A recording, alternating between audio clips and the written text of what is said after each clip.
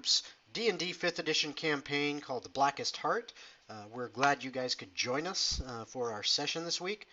Hope you were here last week with us and had a good time, and hopefully you'll continue to watch and enjoy the shenanigans that the party gets into. So before we begin, we're going to go through our announcements. First things first, we got to give a shout out to our sponsor, Critical Hit Gaming Supplies, at their website, www.criticalhitgamingsupplies.com. It's all one word. And if one of my lovely players / mods will go ahead and hit that link in the chat, and you guys will be able to see that. They've got all sorts of great stuff. They've got dice bags, dice trays, really cool miniatures, a whole bunch of great stuff. Go ahead and check them out, and when you do, make sure you use our discount code for 15% off when you check out. It is TOGG, T-O-G-G, 15, TOGG 15. So make sure you guys check that out. They've got a lot of great stuff. I also want to give a shout out to Team Spock. If it wasn't for Team Spock, we wouldn't have gotten the word out about our little channel here and the fun we're having to as many people as we have thus far. And we want to give a shout out to them. There's lots of great streamers on Team Spock. If there's a game that you enjoy watching and personalities that you like interacting with, there are tons of them on Team Spock that you can connect with and find a game that you enjoy and find some really cool people to interact with. So make sure you check out Team Spock. Also want to give a shout out to Aaron Discord server, ARRYN. It is a Dungeons & Dragons focused Discord server. They focus on 5th edition. They have lots of great discussions about Dungeons & Dragons. Everyone in there, they're lovers of tabletop role-playing games and D&D in specific. You can find games on there to play, like Play by Post. You can also find groups on there where you can possibly meet up with them and maybe play over Discord, or even potentially connect with people that are on there that are local and set up a group that way. So it's a really cool Discord server. Give them a look, and I'm sure you're going to have some fun when you're on there. Also, if you weren't with us last week, just a reminder to everyone, we've got some new toys for you to play with on the stream. We officially have some emotes and some subscriber badges, so if you want to get on those, you can go ahead and hit subscribe, and there's a couple different subscriber badges. We've put them up on our Discord, so if you want to go and take a look and see what they are, go ahead and follow the link to the Discord server. Again, if one of you guys can pop that up there, then you'll be able to join in on the Discord server, get a chance to talk to us, send messages, talk about our sessions, talk about the characters.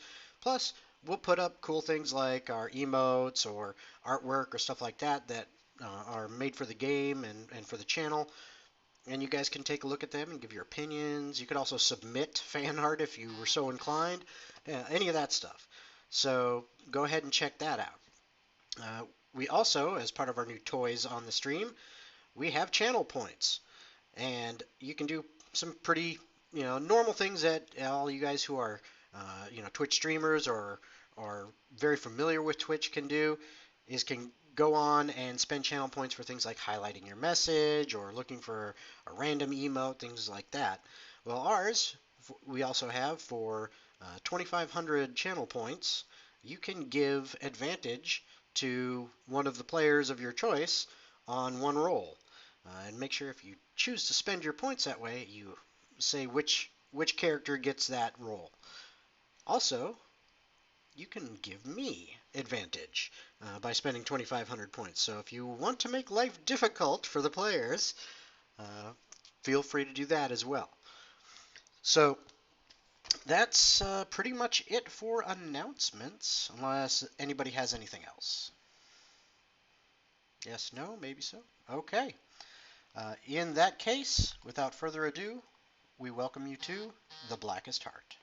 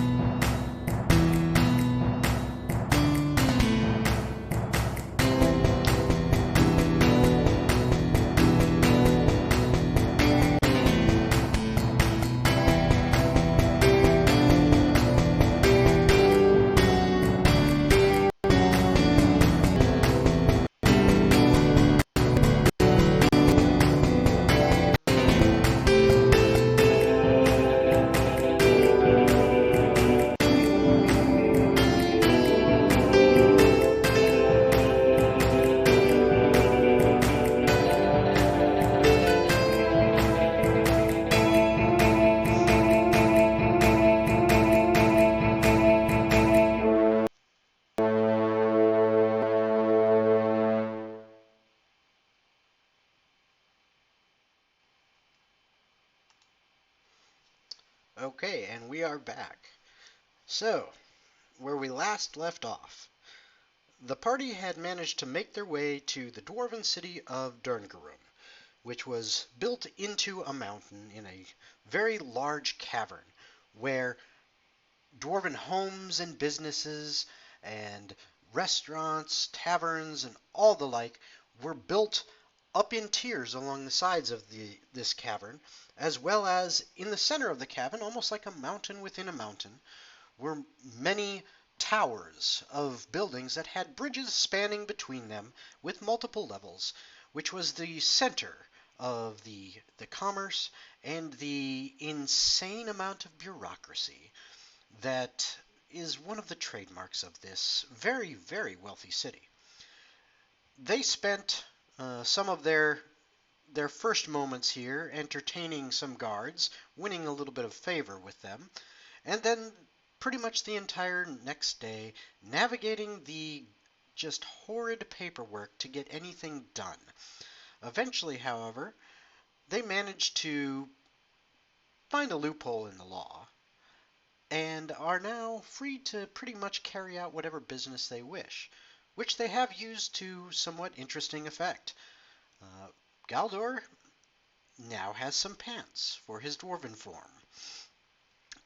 He also has some additional clothes. Oak has gotten a new shirt, Rhea a splendid battle dress, and they also all took a trip to the library where many interesting things were researched, including Galdor finding a wooden covered book specifically about his goddess Melora, which he then promptly stole, along with Rhea, who took a book that seemed to be more nursery rhymes and fables, which she as well pocketed and managed to slip out of the library with.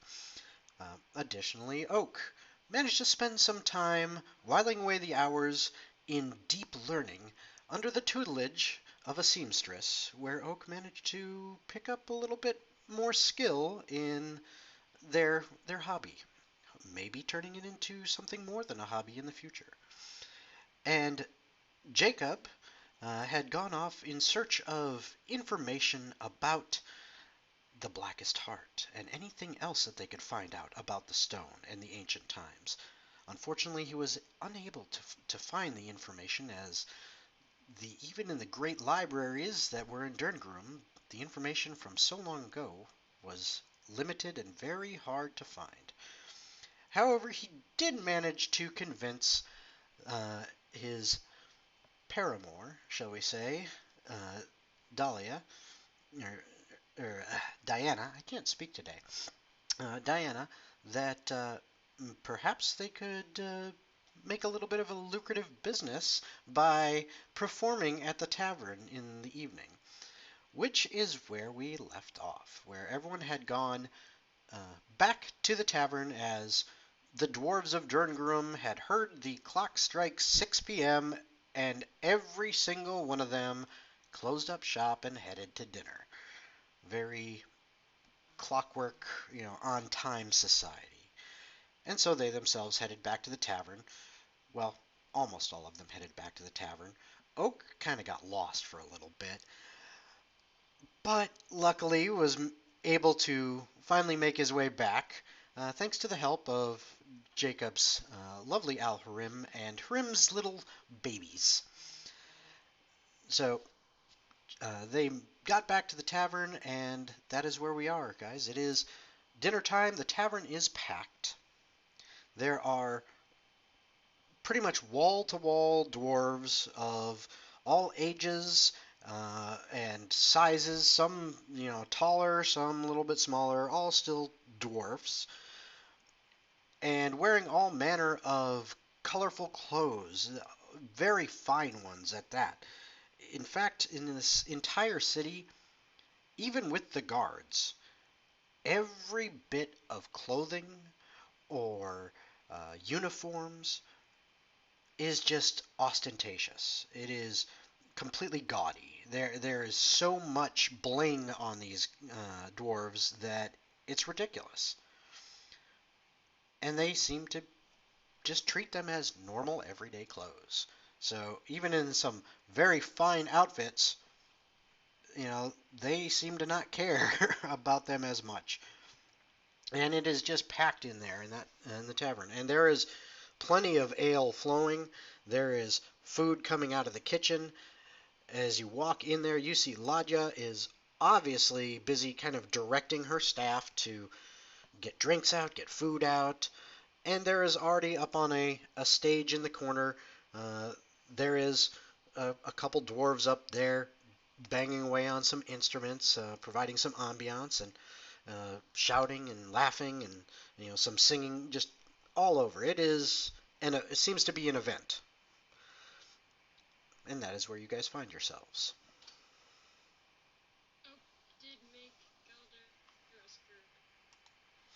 That's correct. I forgot about that. Yes, Galder's pants are actually a skirt that Oak made himself.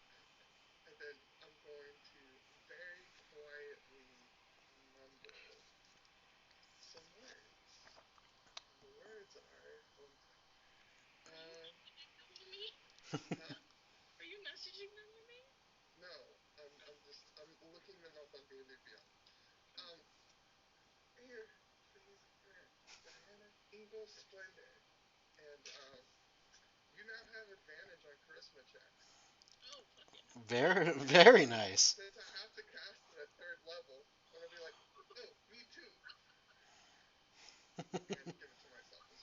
Okay.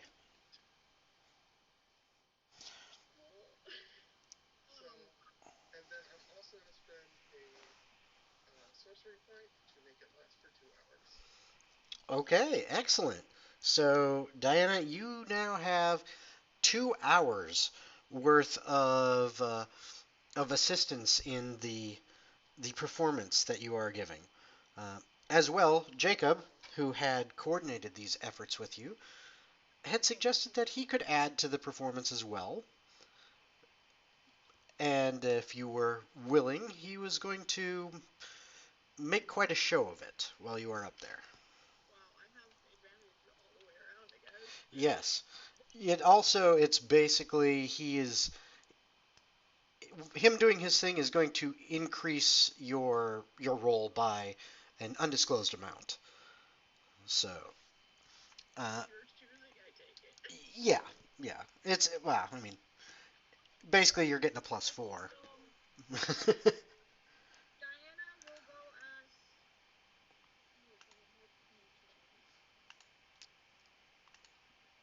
If you're looking for you're talking the owner of the bar.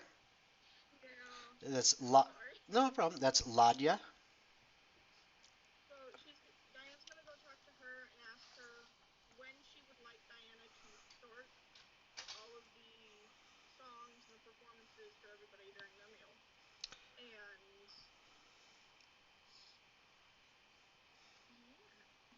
Okay.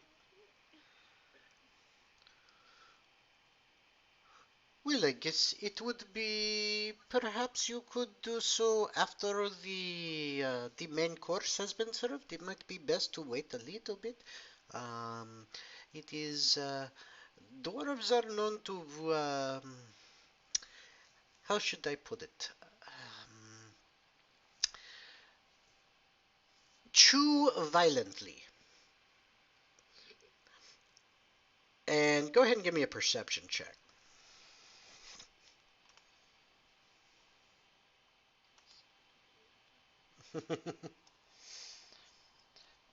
Okay. You notice there are a few dwarves around there that are chewing their food, and some of them are chewing while talking, and you can almost see it clearly, but you get enough of a view that you're pretty sure that they are talking and chewing with their mouths full, and it is half of the food is flying out. So you're pretty sure that she's doing that because there could be people in the front row who are laughing and and cheering and stuff, and you might get doused by a little bit of ham here, some soaked bread, just chewed up food and nasties. So maybe wait until after the main course, where people are going to be more into their cups than into chewing on things.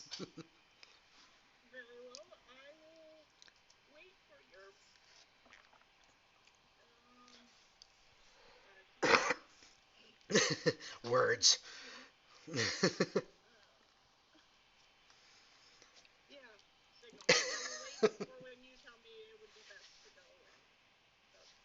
Okay.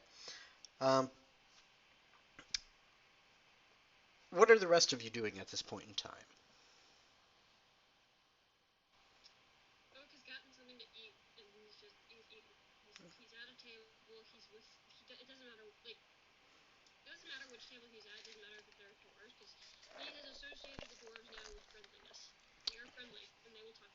Mhm.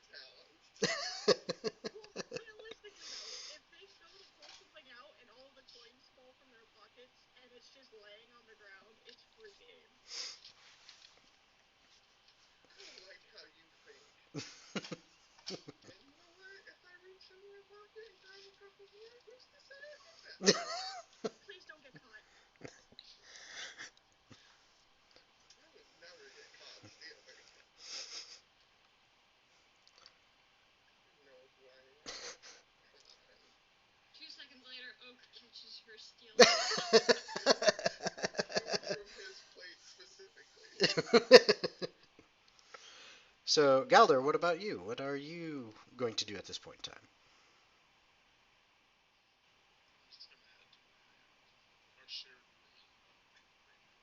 Okay. Uh, when you get to your room, when you get to the room, you go ahead and sit down and open up the book and start going through it.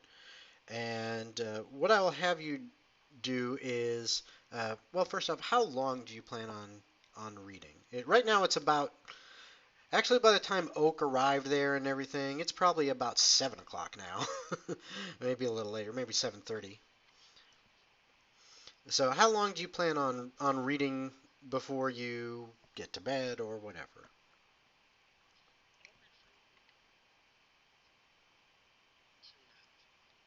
Okay. So, what I'm going to have you do is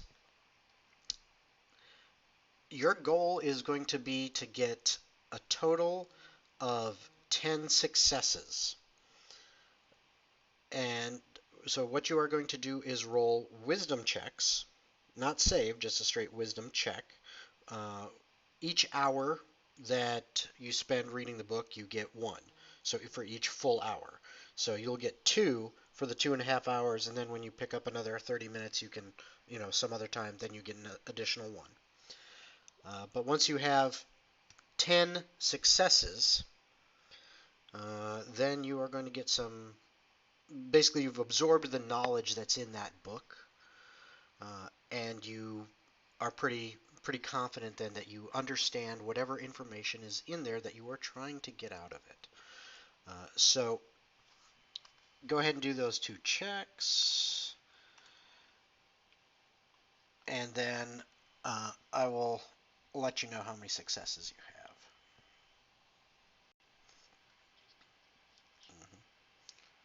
And while you are working on that, uh, so Oak, you get some food and you plump down at a table where you find an open chair.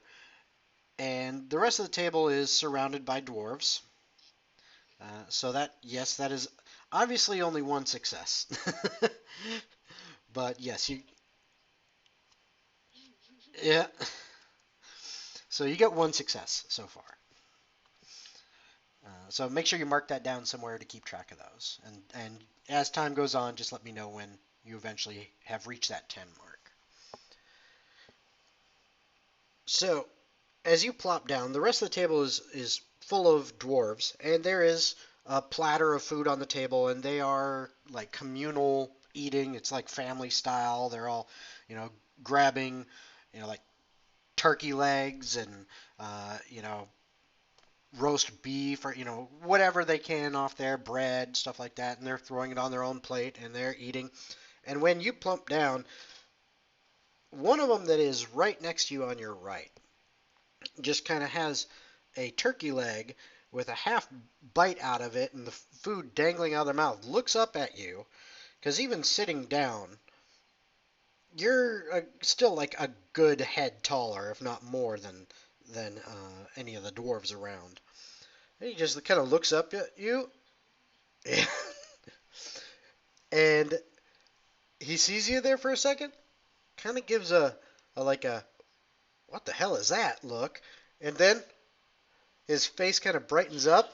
He smiles real big with like chunks of turkey hanging out of his teeth, and he just smiles at you and he says, "Welcome aboard! Enjoy!"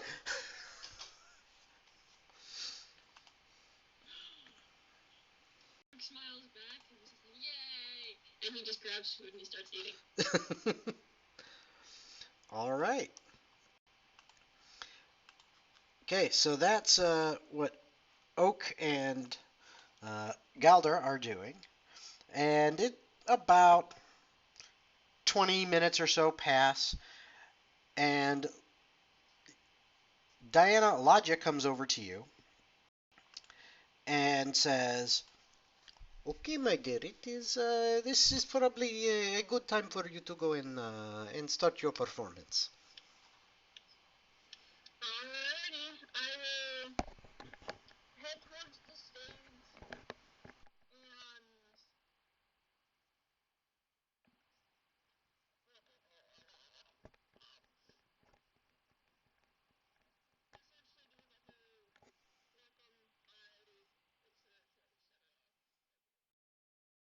Okay.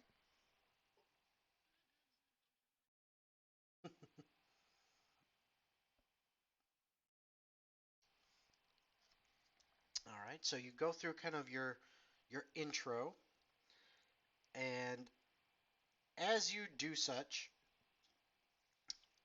you see all the dwarves' faces in this tavern. Everyone seems to kind of turn and look towards this little stage that you're on. And you notice that Jacob has taken up a position in a chair just off to the side of the stage, sitting there, and he's just kind of looking up at you, expectantly, waiting for when you begin. And all of a sudden, you hear from the back, you hear, "It is my friends!" And you look, and all of a sudden, jumping up onto a chair, you see a familiar face of Rojet. And he says, "She is a really good storyteller. I bet she tells us great story or good song or something. Everyone, come on, come on!" And everyone starts kind of getting riled up already before you have even truly begun.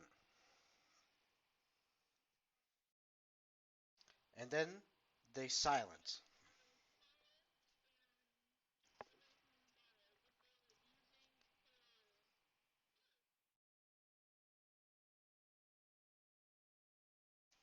Very nice.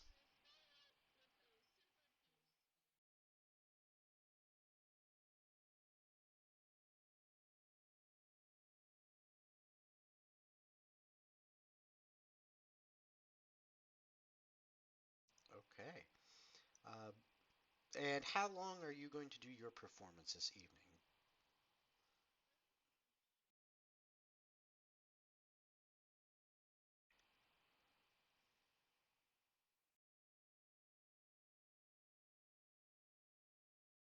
Hmm.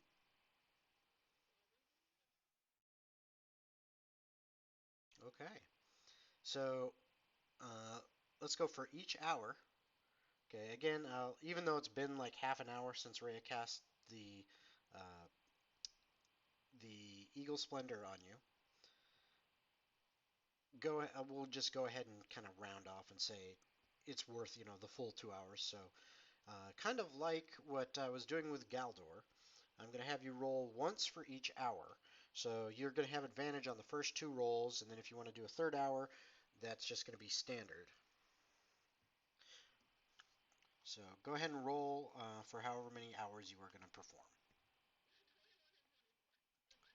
Yes, you have advantage on those first two. And you're going to get a bonus from Jacob as well.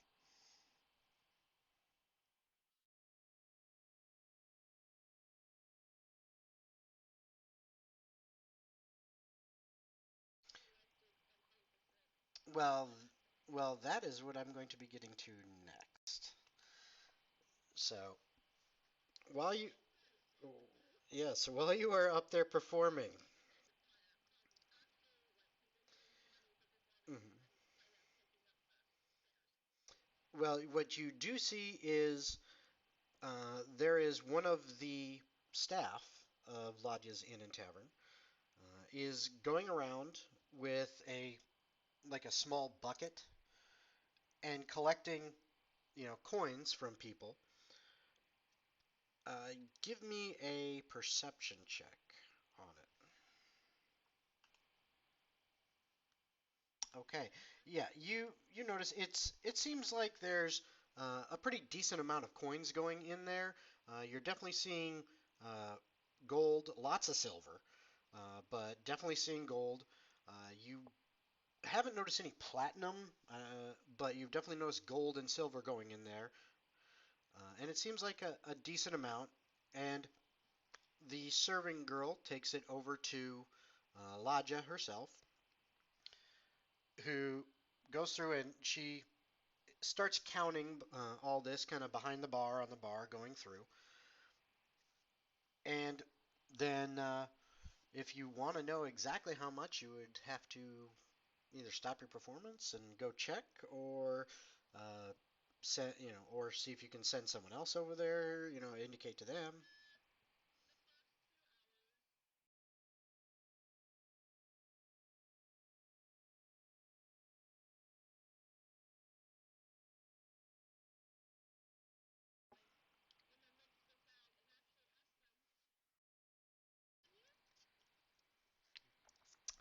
And well, with the performance that you put on over these 2 hours, everyone is just absolutely in love with what you're doing.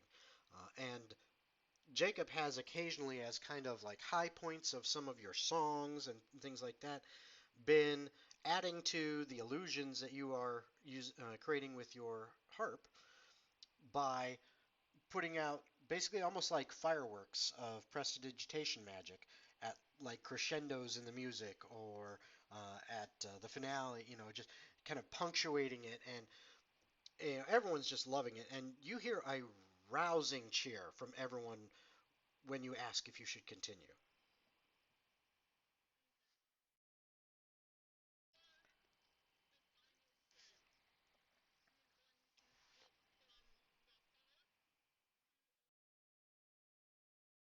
Hmm.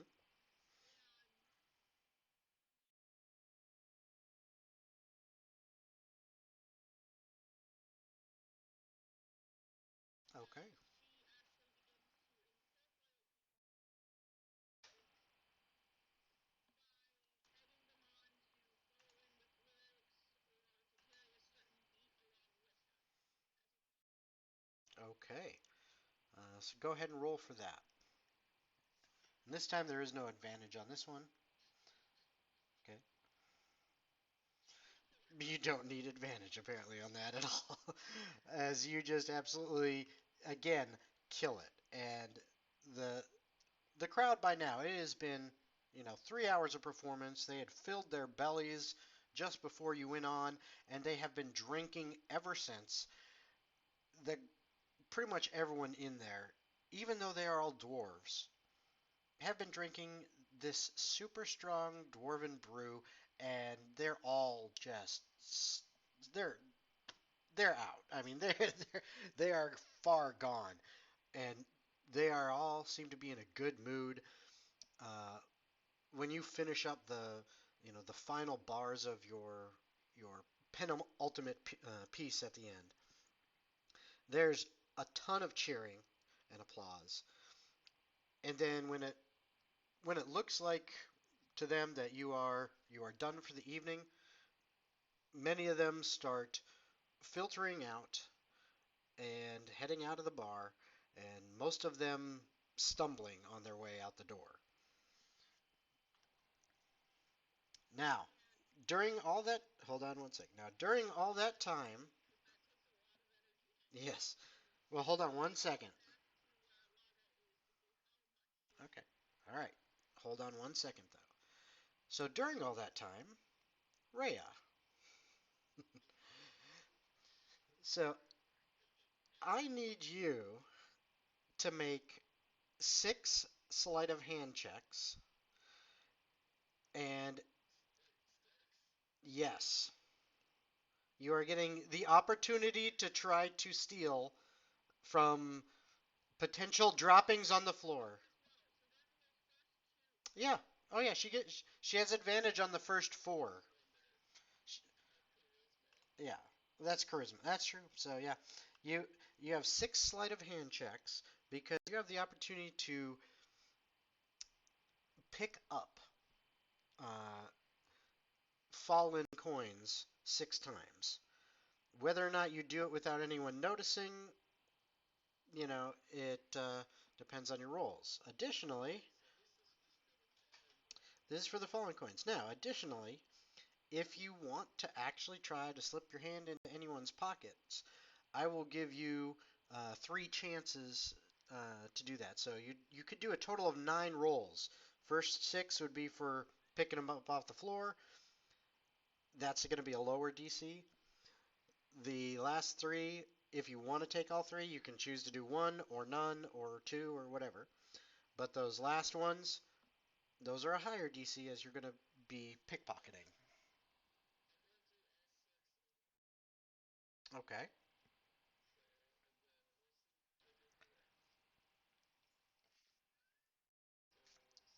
Mm-hmm.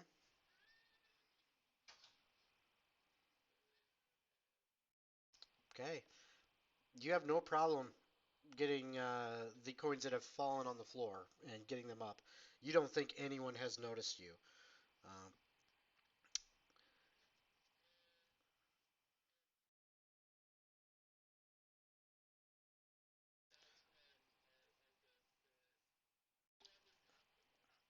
okay, if you're gonna wait till the end of the performance and they're stumbling out, then you'll only get 1 chance. Okay. And one. Okay. Okay. Okay. Well, I will say as well that the DC on picking them off the floor was pretty low because everyone was just engrossed with the performance. So you had no problem doing that. However, uh, let's see who's all there. I will give uh, Diana, Oak, and you've been drinking pretty much the whole time, Oak. Then, all right. So I would say if you're drinking that dwarven brew, you're you're pretty drunk at this point. So you can roll perception with disadvantage. Uh, Diana, you can roll perception. Say again, Oak? What was that, Oak? Yes, perception with disadvantage. Yes. Diana, you can roll perception, just a straight roll. And Jacob is also going to get to roll perception.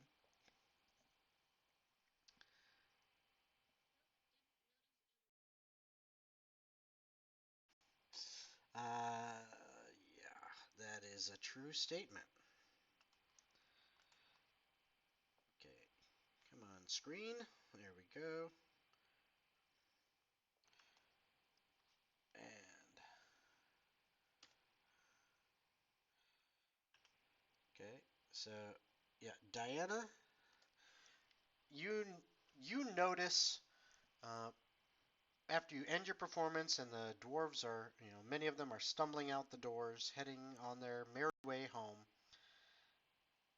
You see Rhea's hand starting to slip into someone's pocket. And while she is doing that, you happen to notice that one of the other drunken dwarves that is being kind of partially carried by his buddies who are also drunk, that is behind them, is like staring right at her and what she's doing. Kind of has a confused look on his face as he's staring right at this halfling putting her hand in.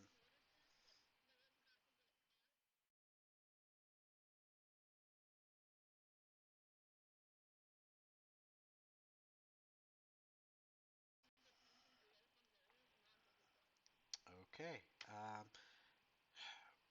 Roll persuasion. Yeah. Okay. Okay, so their heads turn. Pretty much everyone's heads turn towards the stage as you announce your thank you and everything.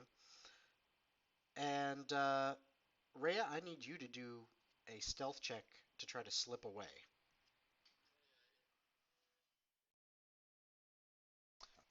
And it's plenty, plenty enough. No, she doesn't need the 25 because I rolled perception for this drunk dwarf at disadvantage, and that's more than enough. He rolled crap, so so you managed to slip away. And by the time he and the rest of everyone kind of turns back, uh, you're gone, and they've kind of forgotten about what he was looking at. You didn't manage to actually get anything out of the guy's pocket, though. Yeah. Now, yes. Now, if you go and count your collection, what you will find, Rhea, is that you managed to, off the floor, pick up about 24 gold. It's a mix of gold and silver, but that's what you were able to get there off of the floor. And Diana, you said you were going to go and check with Ladya to see what the take on the performance was that evening. Mm, okay. Yep. She she she pulls up the bucket, which is, like I said, lots and lots of silver. Quite a bit of gold. It's probably about a quarter of what's in there is gold and the rest is silver. But as she has counted it all up, she looks over to you and she says, "It appears you did quite well this evening." Uh, and you notice she has multiple stacks of the coins going along, and she kind of says, "Give me one more moment." And she does a quick count, and then she slides a portion of those off to one side, and the rest she says, "Here is my take for the house, and here is yours." And she slides over to you 160 gold worth of coins.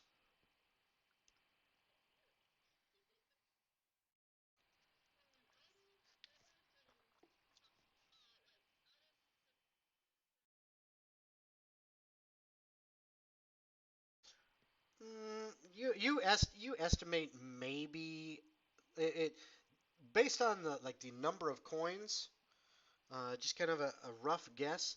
It looked like she took maybe a less than a quarter of them. Maybe closer to like 10 or 15%.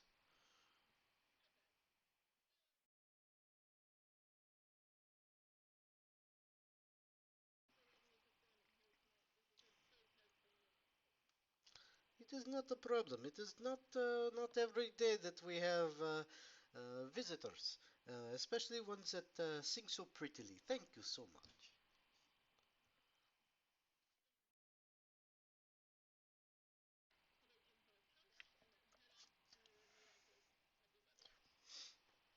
Okay,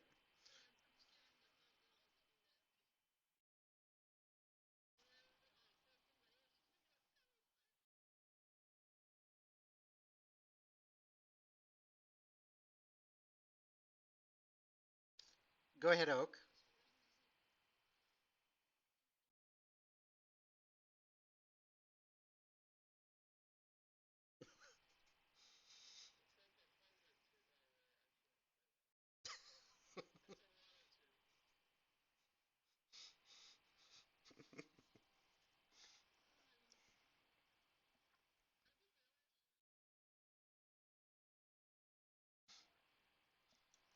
Say that again.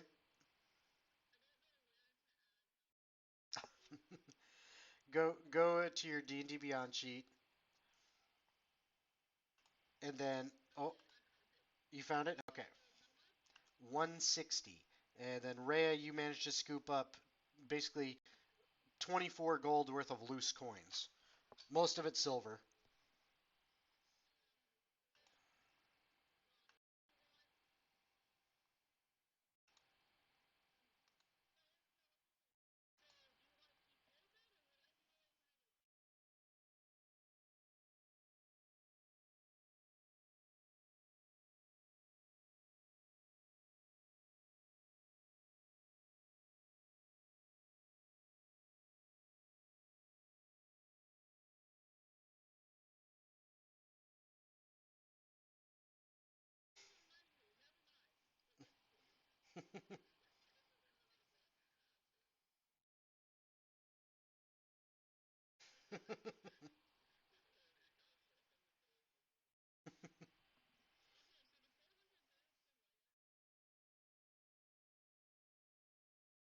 Okay.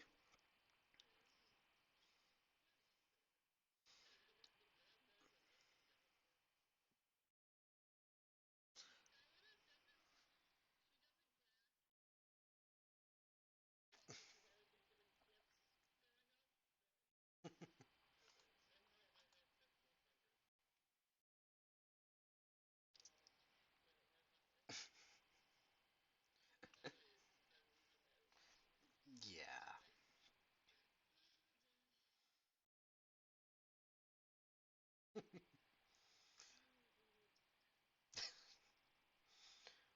So, Oak,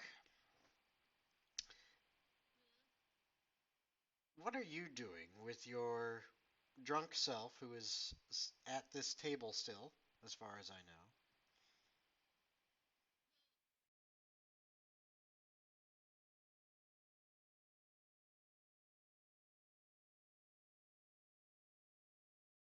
know? Okay.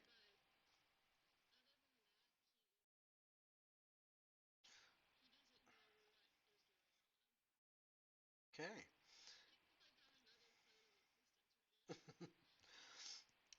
As you kind of stumble over towards the blurred outline of the fox-like companion of yours and your small halfling friend, you kind of get to there. You bump into a few dwarves who are also stumbling their way out.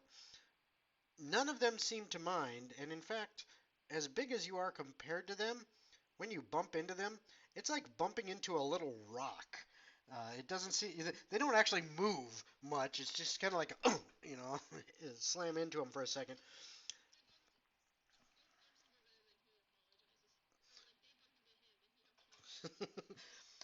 and they seem more than friendly enough there, and they're like, no worry, do not worry about it. My fault, my fault, my fault. Whoa, hold on. Oh, my head. It's okay. And you finally make it over to where uh, Diana and Rhea are standing over near Ladya as the the night's earnings were handed over. Jacob has also made his way over there with Thrym on his shoulder, and when he gets there, he attempts to try to help Oak balance, but he's having a hard time with your weight. He's not really sure if he can actually do anything to help you, but he's trying.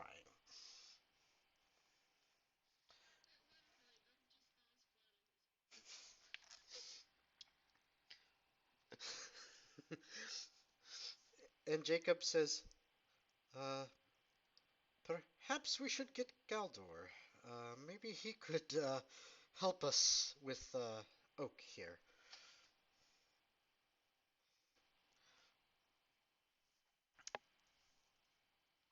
And Oak is apparently still on his face on the floor. Oak is out. Okay. So Oak is out cold in the middle of the floor, and Ladya kind of she laughs a little bit. She's like, "Do you need some help with your friend?"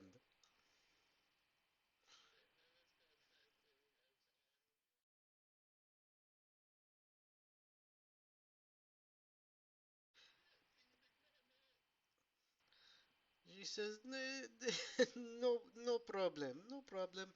I will be right back." And you wait, and you know, minute goes by, another minute goes by, and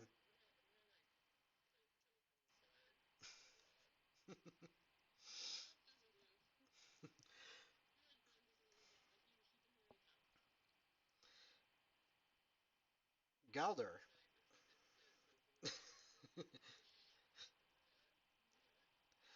Galdor, you hear,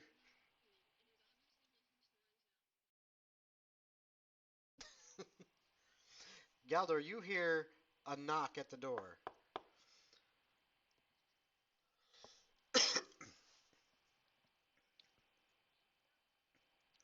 Okay. Uh, you see Ladya standing there in front of the door, and she says, "Excuse me, but I think your large friend needs a little bit of help. And the others in your group, suffice it to say, they are not the brawny type."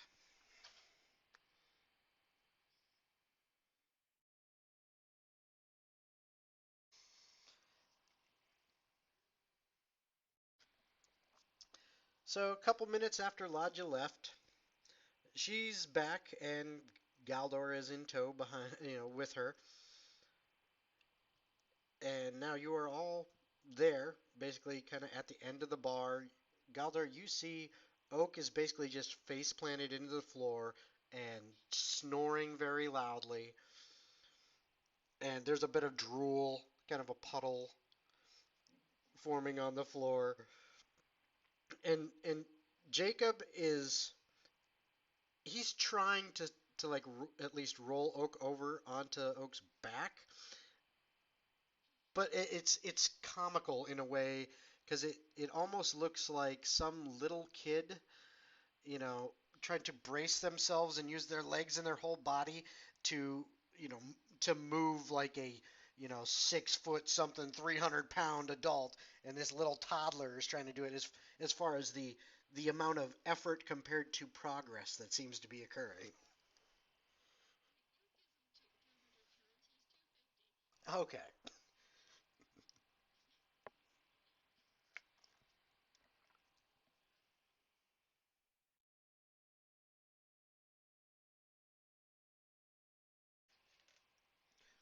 Okay. Excellent. First wild shape of the campaign.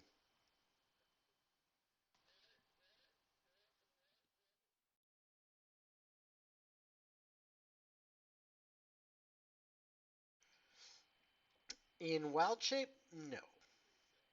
No, you do not.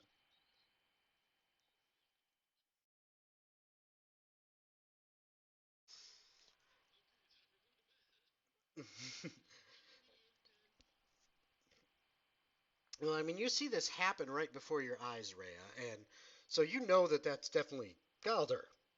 But what the hell?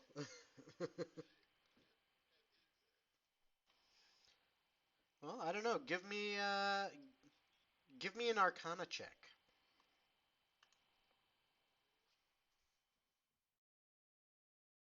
Oh. Yeah, 22. Yeah, you know that okay, this is something magic. Galder, Galder's changed his form before, using that those armbands. So this has got to be some kind of similar thing that maybe he does. You're pretty sure it's just magic and that is Galdor.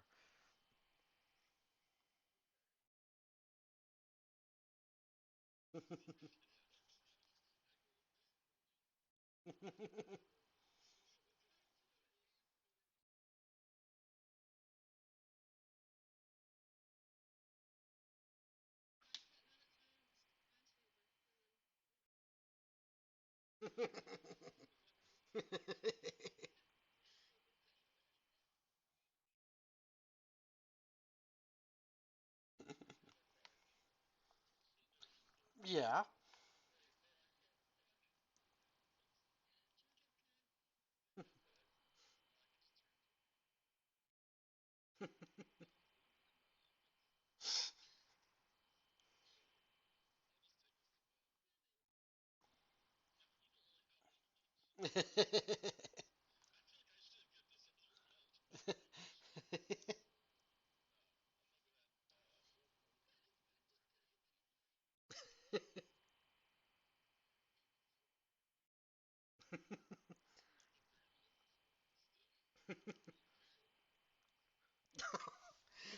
And it comes around full circle. Uh, so you all return head back towards the rooms for the evening with your little baby oak in your arms. There, Ape Galdor. Uh, yeah. Rhea, keeping, running along next to you. Diana coming as well, and Jacob following behind everyone with Rim on his shoulder, just uh, you know, heading off towards the rooms. And you enter your rooms, you set Oak down, and you guys have a nice, relaxing, restful evening of sleep. Nice and comfortable. These are wonderful, well adorned rooms as we have talked about before. And you wake up feeling very well rested. Except for you, Oak. You have a bit of a hangover going on.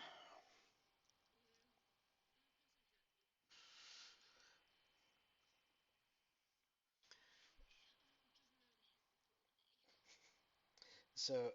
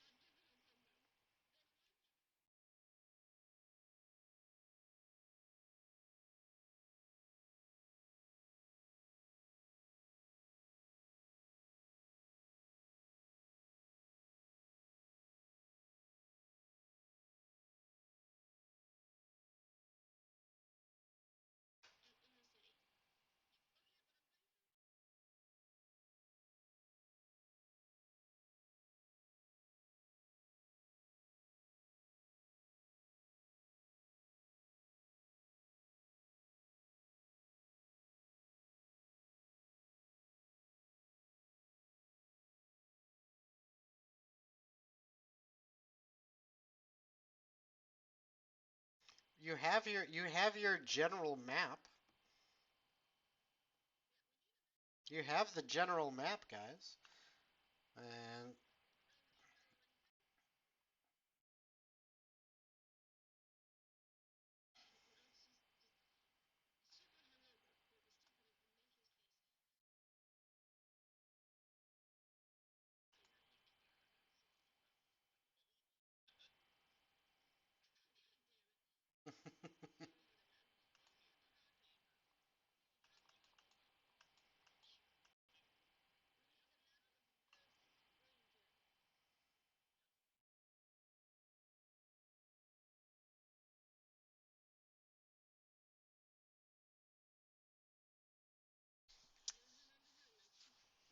it may have been.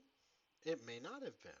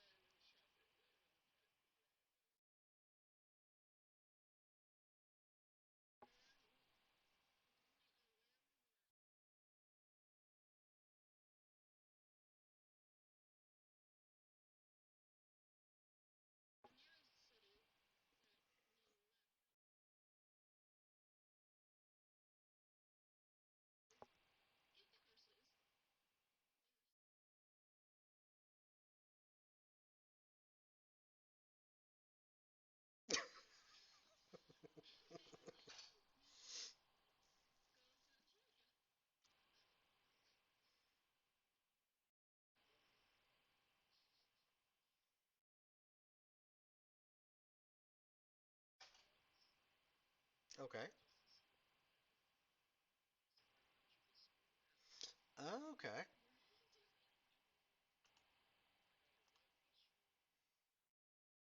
Okay. I don't have those down myself off the top of my head what those are, but you do. You okay?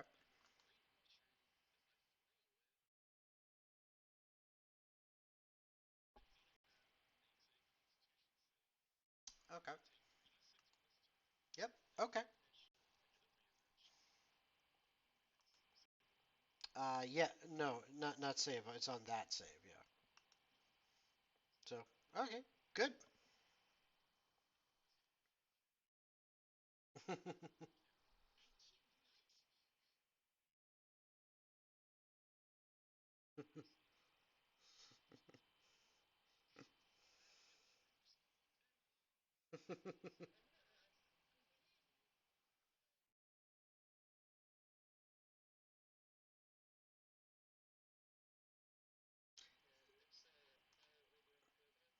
So you're going to ask Ladya.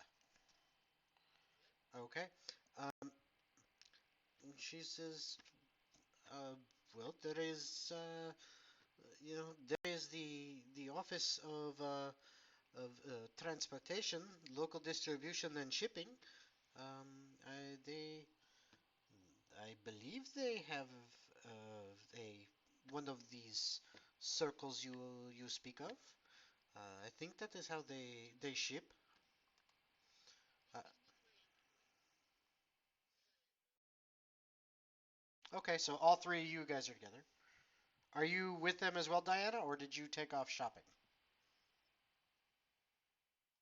Or are you not? Uh,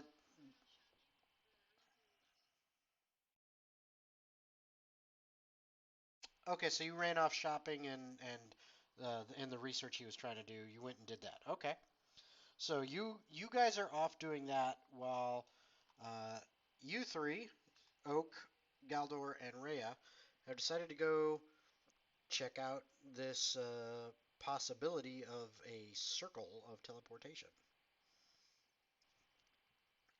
So how do you plan on getting there? You gonna walk? You gonna hire a dwarven rickshaw?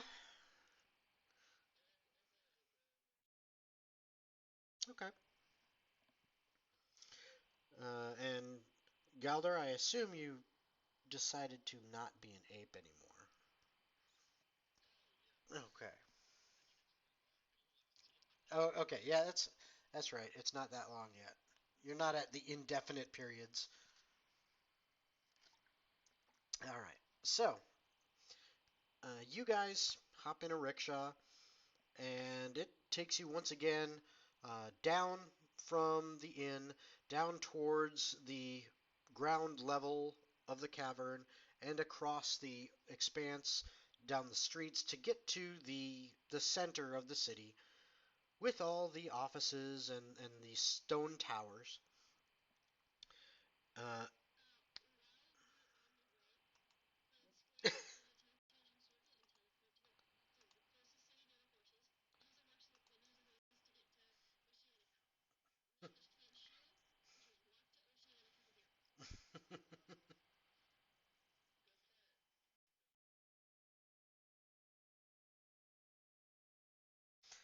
it takes you approximately an hour and a half.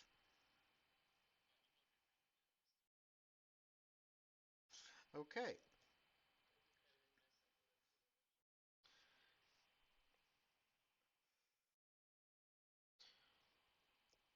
All right. So where? Okay. So yeah, you'd get two. So that would be 15 and 23. Okay. So add two more successes. So you should be at three total now. All right. And where exactly did you tell the rickshaw driver you were heading?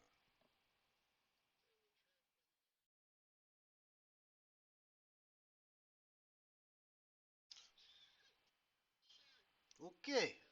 Okay. That I can do.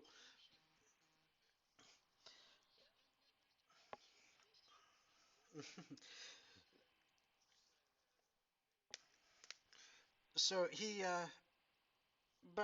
takes you down into the center of the city, and uh, it's about an hour and a half, as I had stated, and you finally arrive at uh, kind of pretty much almost in the dead center of where the stone towers at the city center are.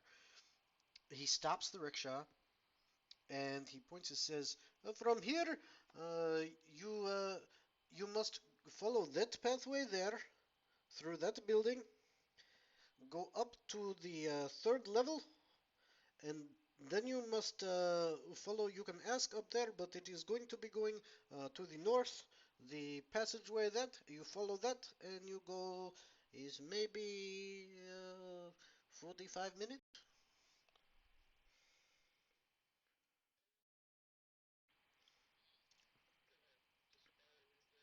Okay. So as you do, you come up and you're going through in this building through a fairly large archway, and then into this set of spiral stone stairs that curves upward through this stone tower. You take it up to the third level where you see a large. It's basically like an open center that the spiral stairs go around, and then a on each level there seems to be kind of an open overlook area that surrounds the stairs where people can come to the stone railing edge and look over. It's almost like this, kind of a beautiful atrium. You can look basically from the bottom of the tower straight to the top through this center. It's actually quite beautiful because the even though there's no sunlight in here, the way they have the torches set up on the walls as well as positioned at some position higher up, it's almost like you're seeing some sunlight. And those of you with arcane knowledge would be able to tell that must be some kind of magical continual light spell that is being attached at a specific points to in order to grant the light coming down through almost like a natural sunlight. And it's actually glistening off this very well polished stone surfaces and is quite beautiful. You then see off to one pathway, there is carved into the wall a sign saying, you know, this way to uh, the office of mineral deposit checking. This way to several different like office locations. And there's one of these pathways and signs next to it at each of the four cardinal directions. Uh, with Since Jacob's not here, who wants to guess which way is north?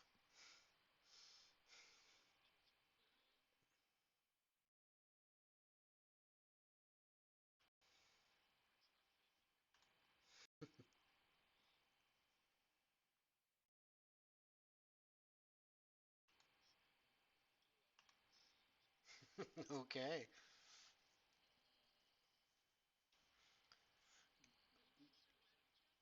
Now this would actually be a straight wisdom check, unless any of you has lived underground for an extended period of time. So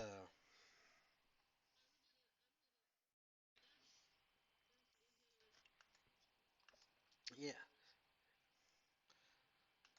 Da-na-na-na-na-na-na.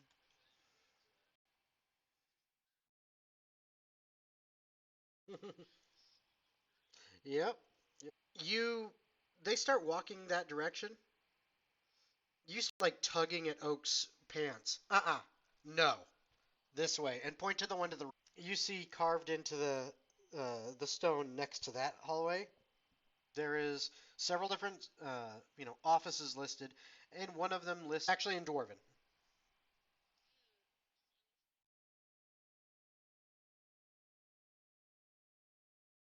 I forgot Jacob's not with you right now, so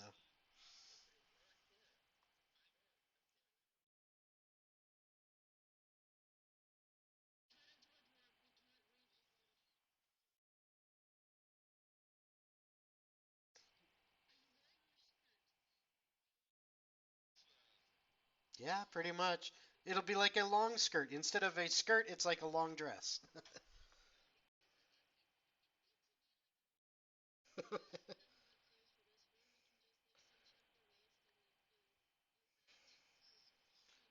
Yeah. Oak's very smart when it comes to sewing. All right. Oak is very smart when it comes to sewing, so did a good job on that one.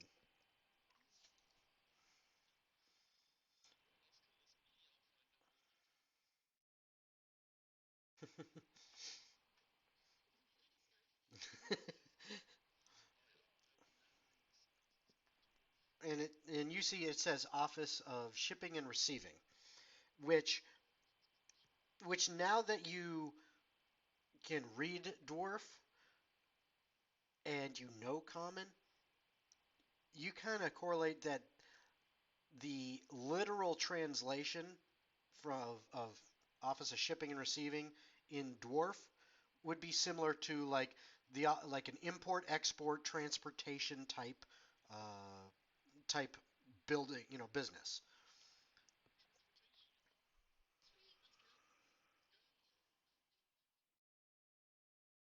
Well, it's a sign for the hallway.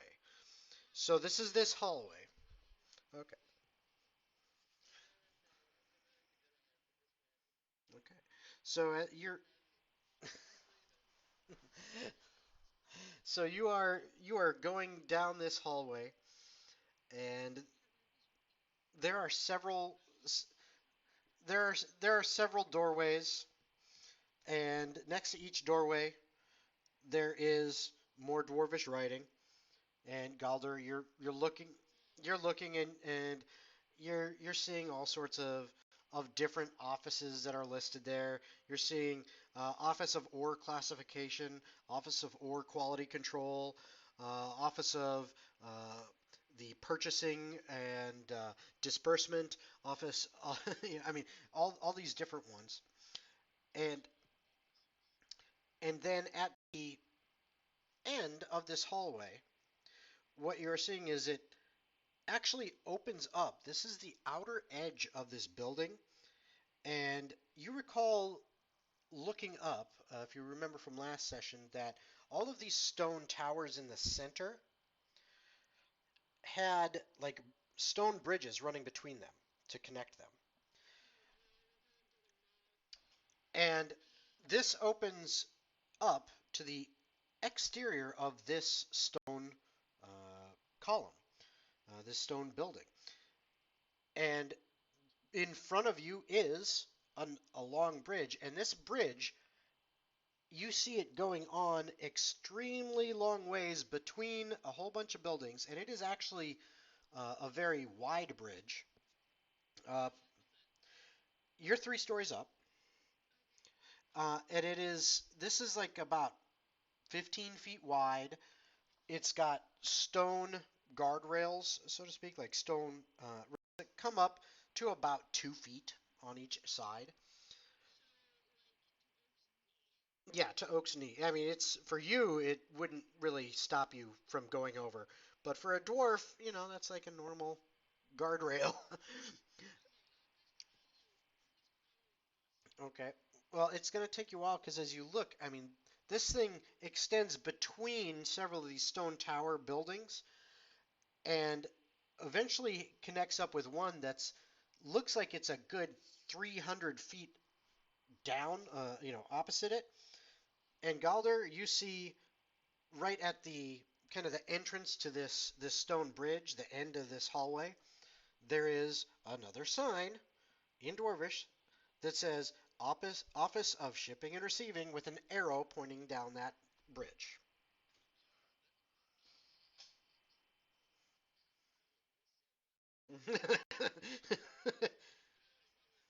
Yes.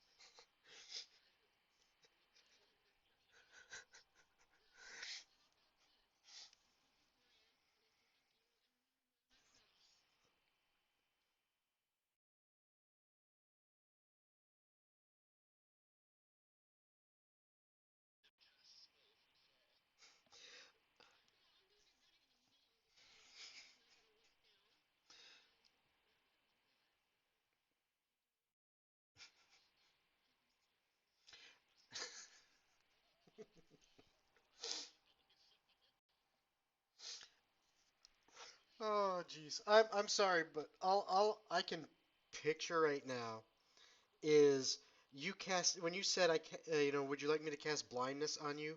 Is Oak blind, stumbling around, going, I don't like this, and walking straight into one of the guardrails, flipping off the side and falling 30 feet.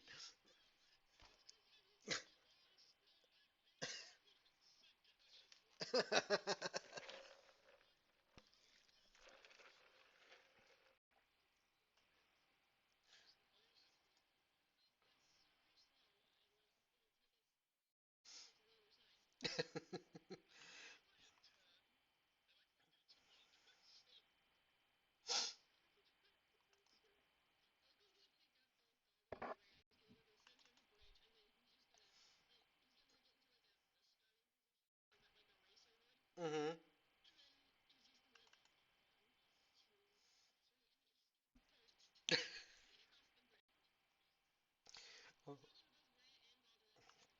Okay. It's it takes you even with your movement and basically you're like running, you are running for a solid minute to get from where you're at to the other end of the bridge. I mean, it's that long, and you finally make it there safely. Really not as much of a danger as you thought, but you make it.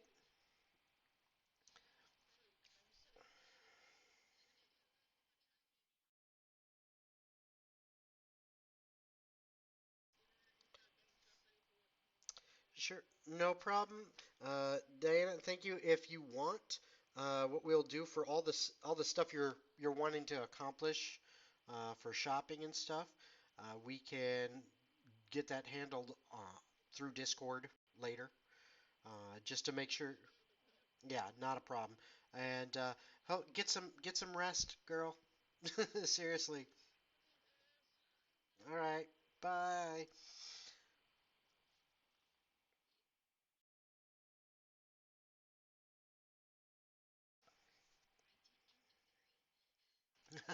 Whoa.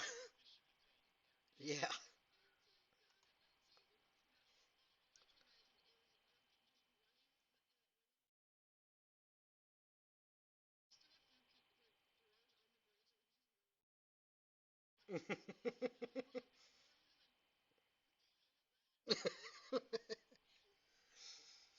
Well, that's pretty much what you see. Yeah, I mean, they're all watching this, just like person that's more than, almost more than twice their size, streaking past them with a dwarf under one arm and a halfling under the other, running straight like a bat out of hell across this bridge.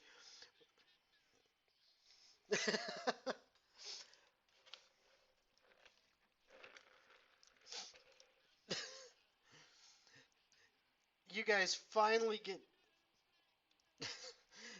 you guys finally get to the other side, and when you get there, uh, Gal Galder, you notice, um, there's again, you're kind of in another hallway of another stone tower, and in this, there you can see there's several doors going down the left-hand side and the right-hand side of the hallway, but like the third door in on the right, you easily see, hey, look, there's a sign right next to it, and this one says Office of Shipping and Receiving.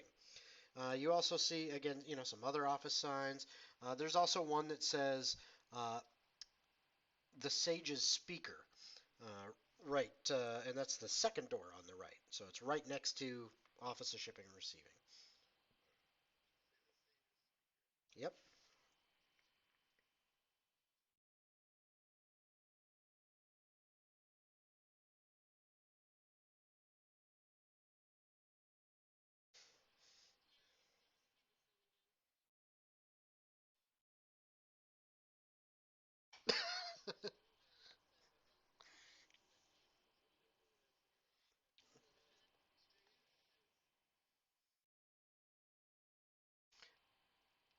And the dwarf who's sitting before you at a desk in that office, which once again it seems to be almost like a carbon copy of any of the other bureaucratic offices that you've already dealt with.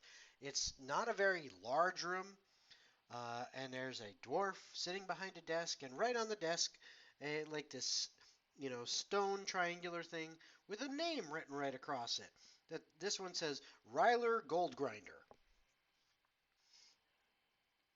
hmm And you kind of burst in and ask about that, and he kind of sits up for a second, starts, and then looks at you, and he points to a door off to his left.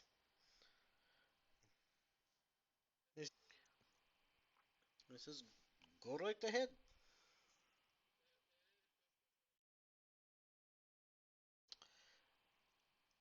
I do not deal with that stuff. You talk to the sage. Go.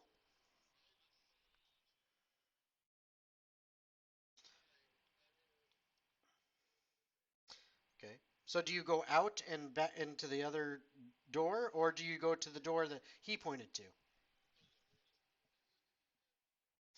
Okay. You open that door. You open that door. As you go through that door, you see sitting in there. This is a larger room. This is different from what you've seen before. In this room, it doesn't look so much like an office. This looks more like some kind of workshop. Uh, any of you who have Arcana can roll. Uh, and yeah, hmm some like spell components. You know, you recognize some of the basic things. Nothing, there are some things in there that you're like, I have no idea what that's used for, but maybe it's used for magic stuff. I don't know. But there are definitely spell components and things like that around. As you,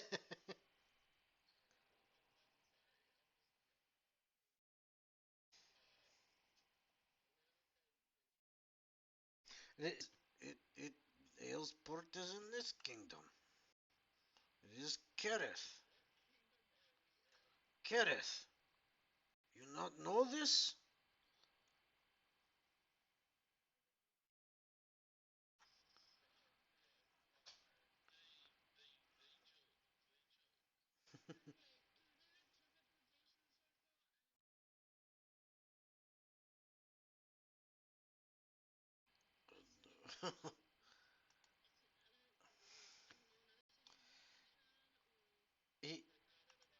he he looks at you. He kind of straightens up in his chair a little bit.